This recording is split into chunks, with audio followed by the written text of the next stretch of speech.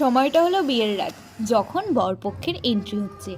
বরের এন্ট্রি হবে, তার সাথে বাজি থাকবে না তা তো মানা যায় না, তাই না? বরের এন্ট্রির সাথে বাজির সম্পর্কটা অসাধারণ। তোমরা কি বলো? তো বর চলে এসেছে সুন্দর করে গাড়ি সাজিয়ে, আর বরের অপেক্ষায় আমরা সকলে অপেক্ষা করছি। সকলেই দাঁড়িয়ে আছি, কেউ ফুল অথবা কেউ বরণ ডালা নিয়ে। সেই দিন আরেকটি বিয়ে ছিল, আর কি অদ্ভুত দেখো, দুটো বিয়ের গাড়ি একসাথে এসেছে। তাই একটা একটা করে বরের বরণ সারছি। এখন নতুন জামাইকে বরণ করার পালা। তাই চলে এসেছে শাশুড়িরা জামাইকে বরণ করতে। এখানে বরণ ডালাও চলে এসেছে, আর এই যে দেখছো এই দিদিভাইটার হাতে মিষ্টির থালা। এটা কিন্তু সাধারণ মিষ্টি ছিল না, এর সাথেই সাধারণের সাথে কিছু অসাধারণ মিষ্টিও ছিল। দিদিভাই দুপুরবেলা থেকে এক ধরনের মিষ্টি বানিয়েছিল, যার সাথে ভরপুর লবণ দিয়েছিল।